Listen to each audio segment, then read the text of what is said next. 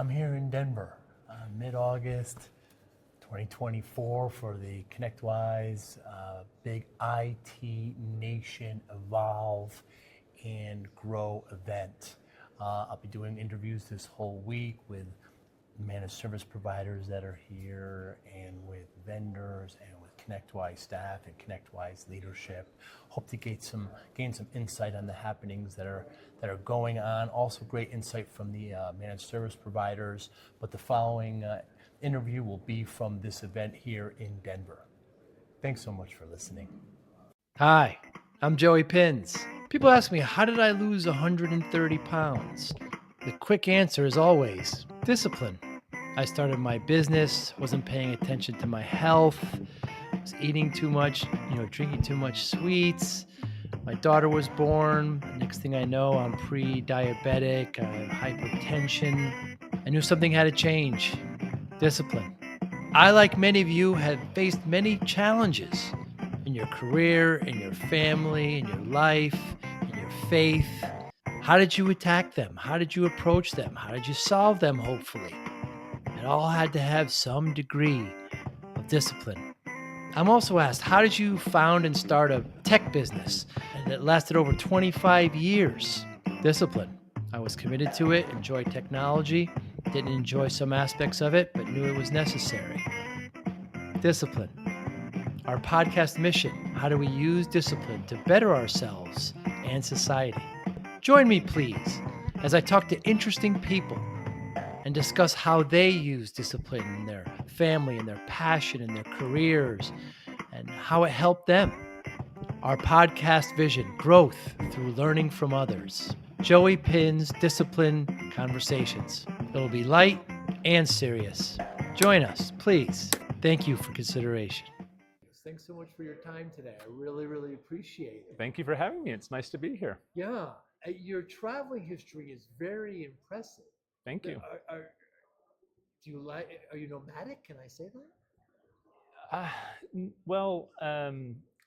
I grew up in the US and the UK. That wasn't my choice, but it wired something in my brain. So when I was a kid, I was playing rugby and soccer and cricket and field hockey, and just that exposure to different cultures, different perspectives, it left a splinter in my brain. And so I was working for a telco.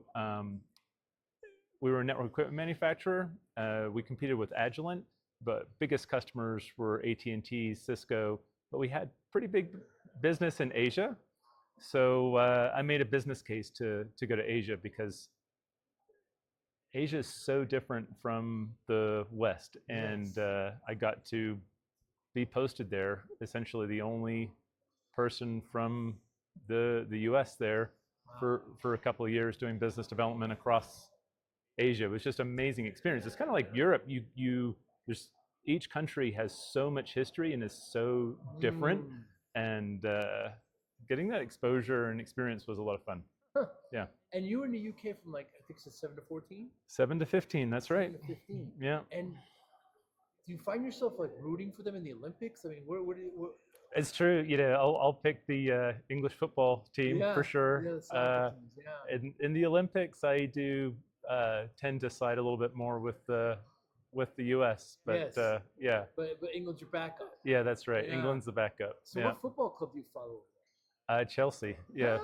Yeah. Yeah, they've got a rich history. They've had former Americans over there. That's right. Yeah. That's right. Yeah, I watched them a little bit when I was a kid, but now I'm back in the US. For a long time. Yes. Getting into the sports here. So you don't follow Chelsea anymore? Not so much. Yeah. They're still top level. It's your English Premier. That's good. They haven't been relegated. They've held on to it. Yeah. Yeah. I'm surprised how well the Ted Lasso did over there. Yeah. I talked to English people. They love it. Yeah.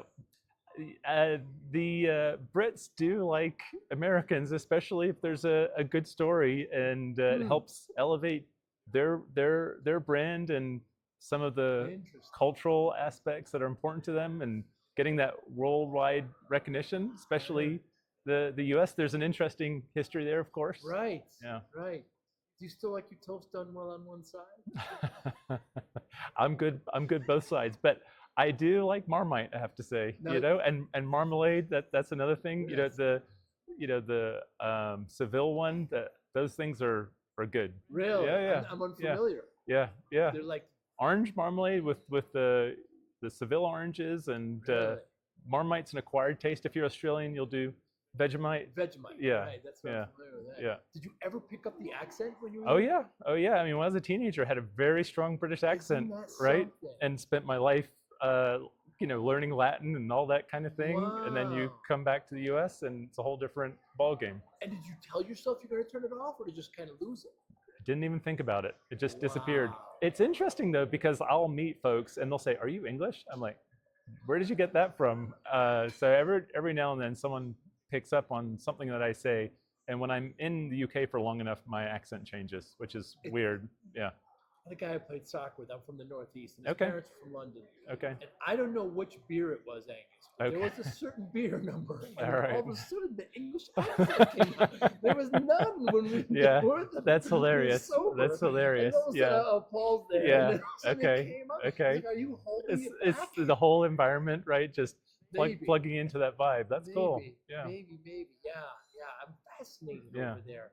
And the weather you got used to, just You can't compare. I mean, California weather or Colorado weather, it'll crush what you get in the UK. Right. But it is getting warmer there. it is, isn't Yeah. it? They're starting to grow wine there now because of the climate change, which, Wow. yeah. So I just read about that recently. And then you say you go to Asia. Where in Asia? I had the choice of where I was based, and I ended up choosing. This was in 2009, 2010. I ended up choosing Hong Kong, Wow. which my wife would call New York on steroids. It's Really? nonstop energy, and we lived in sort of the suburbs, which is 20 minutes from downtown by subway, but we're in one of 6 towers that's 80 stories tall. Wow.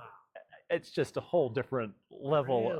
of scale and people and great food and just a whole different culture and environment. It was really, really great experience. And every other week I'm traveling. So Australia, New Zealand, Taiwan, Korea, Wow. India, mainland China, Southeast Asia, Singapore, Wow. Malaysia. So that was a lot of fun just to experience different cultures and go hiking in Dharamshala where the Dalai Lama hangs out. Whoa. And then going to Japan and seeing the cherry blossoms and experiencing the temples and the history there, and of course all the food. The food in Southeast Asia is amazing. Between Singapore, Malaysia, Thailand, Indonesia, just like Really? great curries, and it was some great experiences. Yeah. And was Hong Kong independent then?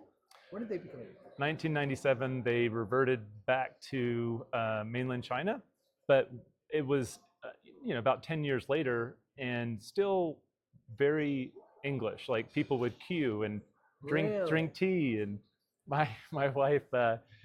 There's this thing called Tai Tai, which is like a lady of leisure. See. And so she, over those 2 years, she's a lawyer in the U.S., but she can't practice in Asia. Right. So she's like, if we're going to Asia, I'm not going to be able to work. You realize that, right? And so she joined the American Women's Club and was vice president of activities. So Whoa. they would go and do Chinese tea in the morning and then English tea in the afternoon. And yeah, so not a bad life, but it's pretty cool to see just the juxtaposition or the combination of those two cultures. Right. Now Hong Kong's changed because it's much more of a mainland China vibe, because you've got a lot of mainland Chinese visitors, and that's where most of the economy is driven from. So not as nearly as many expats there. I see. Yeah, but it was great. Yeah. Were they driven out, or is it just because the government structure didn't allow the similar life? Or both? A little bit of both, I think, just because Hong Kong was very much a Asia city. It was sort of like Singapore, a hub to do business, especially for finance across Asia. Really? Not just mainland China, but now it's very much mainland China focused. Whereas Singapore is benefited from that. The prices, and it's really the hub there. Yeah. And now we see big political issues in Taiwan. Yeah. Did you go there at all? Oh yeah. Oh yeah. And Taiwan's they've got some amazing museums there. A lot of artifacts, and were brought over when that all happened with mainland China, and yeah, the food there is great. One of the best restaurants I experienced is Din Tai Fung. Now they have it in the U.S., but they're essentially the originator, or they made soup dumplings mainstream. So if you haven't tried soup dumplings or xiaolongbao, amazing. They taste amazing. Yeah. Actually, there's a place here in Denver that I've had dumplings with soup inside, but there's still meat, but there's it explodes. Yeah, exactly. That's it. Yeah. And it's so good. Yeah. I wonder how many I could put down. I always, I guess like clams on a half. I always wonder. Okay. They're so good. Yeah, they're tasty. Food must have been. Yeah. Yeah, and now you're in Los Angeles. Mm-hmm. Very different vibe, obviously. Yep, very very different vibe. I was actually based in Denver for 7 years, in the Bay Area before that, and something that's very cool about the U.S. is that you can experience all sorts of different climate environments, but also just vibes. And LA's all about entertainment. Bay Area is all about tech and startups. I'll be hiking in the redwood forest, and you can't escape it. Someone will pass you by talking about their startup or their VC round or their Series A or what have you.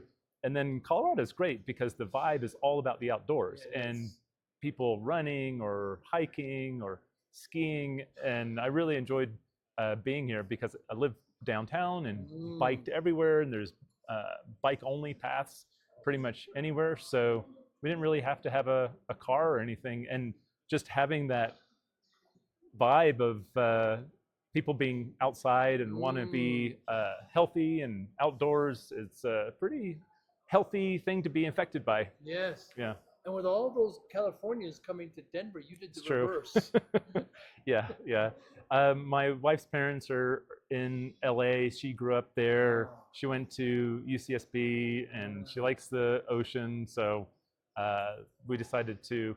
Actually, when we got married almost 20 years ago, we had a little bit of an agreement where it's like, okay, I'm okay traveling around the world as long as we end up back in LA one day. Yeah. So you're traveling knowing that you'll be there. Because she had to go through Hong Kong. We moved 7 times in 14 years. Wow. So a fair amount of travel. Wow. Yeah. And what is it about marketing? What's your answer? I got into marketing by accident. I was a programmer, then I was in IT and tech, and it was 2000, and I thought I was getting an engineering job, but it was actually a marketing job. It was a product management job. But this company, it was the dot-com boom. They, when I joined, I was employee 200. 6 months later, they had 450 employees. Whoa. It was just silly growth, right? And I really didn't have any clue about marketing at all. Interesting. But I fell in love with it. And tech is disrupting everything. And of course, that extends to marketing. Tech is disrupting marketing. There's a digital transformation everywhere. And what I like about marketing is, maybe AI will change this one day, but it's a gray area, and it's all about people. And when you look at an audience or market segment and they have a series of pains or a way of working that is not optimal, or they haven't thought about a different process or a different way of doing things, and you can bring a new product or solution to market that changes how they work, or changes what they spend time on, or changes how competitive their business is, that is really fun. That product market fit, and being able to do something that's truly innovative and changes how people work and changes how that business performs, that's what drives me. Wow. And that it's never 100% predictable. Right. It's not binary. It's not on or off. It may work out great, but there's so many ways, like when an amazing idea just doesn't work out because the timing's off, or the people mix is not quite right, or they don't work with the right influencers. So I like that aspect of it too, that it's not 100% guaranteed that it's going to work out, that there is that gray area you have to figure out and navigate. So predictable. Yeah. Where's the handoff at between marketing and sales? Yeah. Depends on your perspective. Do you even need sales? I mean, so in the B2B SaaS space, it does depend on average deal size, right? Because if you have a very high demand product that there's people who search for it online, like Amazon, right? AWS with consumer marketplace. There's not really salespeople there, right? Yeah, and people are just searching and looking at reviews, and but Amazon's spending a fair amount of on marketing and advertising. But in B2B, when you have a more complex sale, you have a little bit larger average deal size, especially with new technology where your prospect might not be fully educated. Sales, in my mind, they're great at developing the relationship and progressing a deal. Whereas marketing can help get the at-bat. They can help set up that sale. So if a salesperson's going into a prospect and that prospect already knows what the business does and what the value is of the business, then that salesperson's going to be a lot more efficient. They're not going to have to work as hard because they, at that point, focus on developing the relationship and helping progressing the opportunity. So from my mind, marketing is a lot more one-to-many, and then sales is a lot more one-to-one. Interesting. Yeah. So when it's not transactional and there's that relationship building which is needed on the average deal size, that's where sales comes in. Absolutely. And it's somewhat reassuring that relationships still matter, that we're still selling to people. And at the end of the day, I still feel that any deal that you're doing is 50-50 between the relationship and following through on what you say you're going to do. Can you actually deliver on that value proposition that product or service represents? So the relationship, in my mind, still is at least half the battle. Wow. Yeah. And so we're here in Denver. Yeah. It's Q3, Angus. Summer's almost over, by the way, and it looks nice outside here. Looks great here yeah. in Denver. We're at the Evolve event. There's also Grow here. There's great MSPs here. There's vendors. There's ConnectWise staff. Leadership is here. Yeah. What's your goal for this event? Goal for this event, partly we're working as we're taking advantage of the event happening, the management team at ConnectWise. So we had a little bit of our own offsite here to look at our priorities, how we're performing, where we can improve, and help set the stage for next year.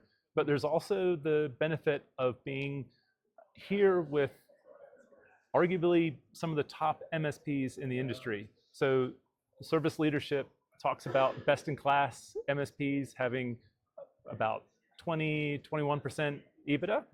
A lot of those MSPs are represented here in the Evolve peer groups because they look at how they can more operationally mature their businesses, learn from their peers on what works, what doesn't work. And so from a ConnectWise standpoint, going back to what we were talking about with marketing, it's really helpful to develop relationships, have some dinners, sit in on some of the sessions that we're invited to, and learn what the priorities are, where the pain points are, what's working, what's not working, and get feedback on how we're doing. Are our new innovations really as exciting as we think we are, we think they are? And where are we providing the most value to this cohort of MSPs? So it's great developing the relationships. It's great learning how your products are working relative to that market need, and some smart people that are just fun to hang out with. Yeah, there's also Yeah. that. Yeah. Yeah. What's your message to MSPs at an event like this, or just overall? Relative to Connect-wise, Okay. growth. Yeah. So there's two messages that I'm really focused on. One is really the reason I'm involved in this community in MSP, and that's the entrepreneurial spirit. Mm. When you look at small and medium-sized businesses, they represent half of our workforce. And I love investing in SMBs because you're making a difference for that owner, that set of employees, that community. And that feels so good that an entrepreneur can create a small business and build a life for themselves and make a difference in their community. And that represents half of our economy, essentially. Yes. And technology is so important for those SMBs to survive and thrive. And MSPs are those guiding figures helping the SMB make the decisions relative to their business priorities. What choices do I make from a technology perspective? And so from a ConnectWise standpoint, we're here to help MSPs grow their own businesses, but support those SMBs. And I think it's such a noble thing to do, right? Help those SMBs build their entrepreneurial businesses and support the communities. The second key area is relative to our mission and helping MSPs grow, but also do so profitably. We're the first purpose-built platform for MSPs with ASIO, and we're bringing that all together. We've talked about it for a few years now. We've put in tens of millions of dollars into this platform, and now we can actually start to show it. And I think that's a big deal because a lot of our partners and even prospects are looking at ConnectWise, looking at the ASIO message. It makes sense to have a platform built for MSPs, like what Salesforce did for CRM, or Apple did for mobility, or Microsoft did for 365 and business productivity. So having that central or common data store, common set of services for ticketing and companies, generative AI layer with ConnectWise Sidekick, the orchestration layer with RPA and a common UX, all of a sudden you free up your operational capacity and capability as an MSP, and you can do more, not just from a profit standpoint, but also creating IP and different use cases to set yourself apart as you go to market with your clients. So showing ASIO now, that's what's really exciting to us, and being able to log in this modern UX, web UX, and see PSA, RMM, cyber all working together, and it's just that one UX, that one data that enables hyper automation. Yeah, it's exciting. The platform's exciting, and when it was announced, I don't know how many years ago, but it's a lot. You probably know better than me there about that. Yeah, but it's really, really matured. Yeah. What marketing advice can you give Angus to MSPs? At the end of the day, it's about the audience. Know your audience. And MSPs, in my experience, generally do something very well. They care so much about their clients and providing amazing service to their clients. And this is not obvious to so many people as it relates to sales and marketing, but the most effective way of getting new customers is through existing happy customers. So through those business reviews, through those NPS surveys, really understanding your current customers and that audience and making sure they fit your ideal profile. Are they in the right industry? Are they the right size? Do they use the right kind of technology and have the kinds of problems that you can help with? And understanding that sweet spot and making sure your existing clients are really happy with you and taking that success to get more clients. Yeah. So many MSPs are tech-led, and they don't kind of understand that, know your audience. Yeah. At the end of the day, it's. I watched this documentary from Jim Carrey, And he comes across as such a relaxed and fun person. And he was very ambitious from early age. It sort of shocked me a little bit. And in his late teens, early 20s, he's trying to figure out how to succeed. And he's doing all this stand-up, and he's so young, and he's trying to figure out how he engages and entertains the audience. And one night he just wakes up in the middle of the night and he has this aha moment, and it's this mantra that feeds him for the rest of his life, and it's freedom from concern. So that's the service that he's providing to his audience, that they come in and they experience what he's doing and they forget about all their problems for that time, for that moment. I just love that idea of understanding like who your audience is, where they are right now, and how you can deliver that value that nobody else can. That's very liberating. Yeah. Freedom from concern. Yeah. Yeah. Yeah. And he's done quite well with that, Oh, right? pretty well. Yeah. Pretty well. Yeah. Yeah. All these kinds of outside influences that people let bother them. Right. Trying to control what you can't control. You're right. It's futile Yeah. now, it's freedom from concern. Yeah. Yeah, that is very nice. How's AI going to influence marketing? What's coming up with marketing now? Technology, you said the transformation happened, it affected everything. Now we're going to see the same thing with artificial intelligence. It's so. Oh no, for sure. Yeah.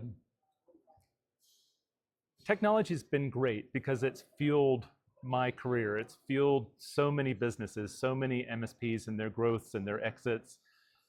And it's no different for marketing. Just in the last 10 years, we've had the movement to cloud, which increased the need for cybersecurity. And then we had to deal with the pandemic, which drove remote work, right? And then now we've got AI. So you have all these moments in time where you have the new technology creating these disruptions, and disruptions relative to how people work, people, process, technology. These disruptions in technology change what people do or what people you need. And like an AI programmer now, they make about $1 million a year, and there's only about 20,000 of them. Right. So that's a new job that has a lot of value to it. And your process changed because technology, especially AI, is so disruptive. What it can do with generative AI, all of a sudden, you can do things that you couldn't do before. I'll give you an example on the marketing side. SEO or search engine optimization is a big way of driving organic traffic to your website. So you can now do an interview like we're doing right now and put that on YouTube, spits out a transcript that's pretty darn accurate. Yes. And then you can put that into our friend ChatGPT and ask the tone to change the format, optimize for certain keywords, and then all of a sudden, on that topic, you have a nice blog article that can start ranking and pulling traffic to your website. Something that would have taken a lot of people, maybe some agencies, fair amount of time, fair amount of money. You could be pretty self-sufficient and be pretty productive. So that's one of the use cases that we use AI for at ConnectWise, and it helps scale our content production and deliver more value to our audience. Yeah, it certainly does in copywriting. Creates a great first draft. Yeah. Just take it from Right. there. Yeah, exactly. Yeah. Because sometimes it's wrong. Right. Who was telling me? I think it was Peter Kajawa was telling me with AI. It was like when you enter a prompt into ChatGPT, it takes, I think he said like the power consumption is charging your iPhone from 0 to 130 times. Wow. So that's the next big thing with these tech companies. They're going to have power, right? Power is going to be the big issue. I just read an article that the large cloud providers, Google, Microsoft, Amazon, are trying to convince their investors that it makes sense to invest $1 trillion in new data centers over the next, I don't know, it was 5 or so years, and AI consumes a lot, and that's great, right? And you look at how well NVIDIA is doing. Wow, they've really cornered a market. It was like the quarterly profit was like 13 billion or something. Yeah. Yeah. Pretty darn good. Yeah. Yeah. They're now in the same names as Apple and Yeah. Google. It's fascinating what AI is going to do. Yeah. So Angus, I started the MSP back in the 90s. Okay. I was working way too hard. Okay. I wasn't paying attention to myself. Poor diet. And next thing I know, I'm at 340 pounds. Gosh. The doctor says to me, if I don't lose the weight, I'm not going to see my daughter very much. We have a daughter. And Yeah. floored me. Yeah. So I took the next 6-7 months. I changed everything I did. I lost 130 pounds. Wow. I kept it off. Yeah. So people want the You look quick great. answer. Yeah, wow. Yeah, you Not do. as good as you, my friend. and so people ask me, what's the secret? How'd you do it? They want a quick answer. My answer is discipline. That's how. Yeah. I got a routine, I had willpower, I got order. Yeah. And that's how I did it. I wonder how discipline plays a role in your life. Discipline is, for me, you have to want something. You have to be passionate about it. So you have that goal, you have that vision, you have that thing you want to do, that impact that you want to have. So if I have that interest and that passion for doing something, then I'm motivated to develop the habits. I'm motivated to develop the discipline. And seeing progress and seeing yourself hit milestones and get towards that vision, that's a great reward. Yeah. You're very structured. Yes, I am structured because we don't have a lot of time, right? And so I want to take a full advantage of the time I have, and I'm a little OCD about it. I want to be really efficient about where I spend my time, who I spend it with, and yeah, it's so having that structure and feeling the value and enjoyment from the things that you care about, like spending time with your 6-year-old daughter. Right. Yeah. It's everything. Yeah. Yeah. It occurred to me. I don't want to poke here, but I mean, the transition of food from the United Kingdom to Hong Kong must have been pretty shocking to you. Food? Yeah, food. I don't think it was in a bad way, though. I'm talking better. Better. I don't mean to poke. No, you're not poking at all. You're right. Yeah. I mean, they've gotten a little bit better, but I mean, the food in Asia and food in Hong Kong. Oh my goodness! Right. It was funny. There's a small office in Hong Kong, so I was working with about 20 other people, and